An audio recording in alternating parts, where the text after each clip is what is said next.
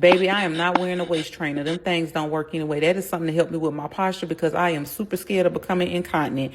Hey, y'all, welcome back to my page. If you're new here, my name is Sam. I got 3 kids and I finally got us out the hood. So let me tell y'all, I've always had back problems, right? I can't remember if my back used to hurt when I was a teenager, but as an adult, a lot of the jobs that I had were standing up on my feet, and baby, becoming a CNA did not help it. Okay. So I've always had back issues. Then when I'm pregnant, I experience the symptoms that everybody tends to experience. But after my last baby, it's like a lot of them symptoms stay with me. For instance, I have trouble with holding things for a long period of time when I'm pregnant. It's been since my first child, and I had it when I was 18. Like, I literally would just drop shit. And after the last baby, it stayed with me through like the 4th and 5th trimester. I don't know what that was. It just would. My cousin actually asked me once.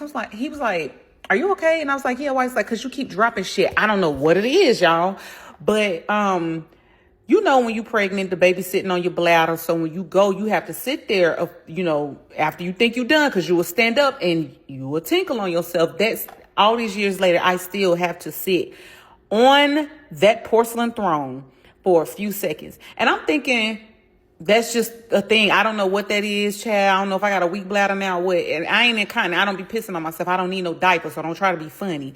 But I literally would just have to sit there for a few seconds because, bitch, I don't want to go on myself. Y'all, I found out I have a weak pelvic floor.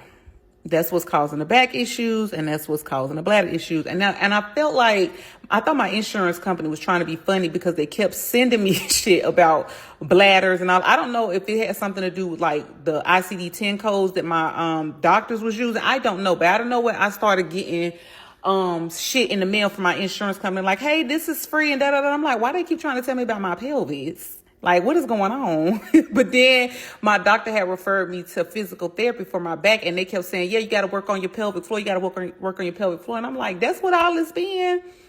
Y'all, when I tell y'all at the end of 2025, I don't know what the hell was going on, but my back had me on my ass. Okay. I could not walk. Literally the day that I decided to go to the emergency room, my mama had to pick my ass up off the bed. I had to use the bathroom. She had to wipe me, y'all. I crab walked in that emergency room. No, I think she put me in a wheelchair. Oh, bitch, I was in a wheelchair going up in that emergency room. And then they gave me Percocet, and I'm scared of getting addicted to pills, honey. So when I tell y'all, I did not take that Percocet for long, and then they had me dreaming weird shit because it was mixing with my other medication. I was like, honey, I got to get off of this because I don't want to be nobody's crackhead. But anyways, if y'all be experiencing that, tell me some of the stuff that y'all do because my back still be bothering me. It's just not as bad.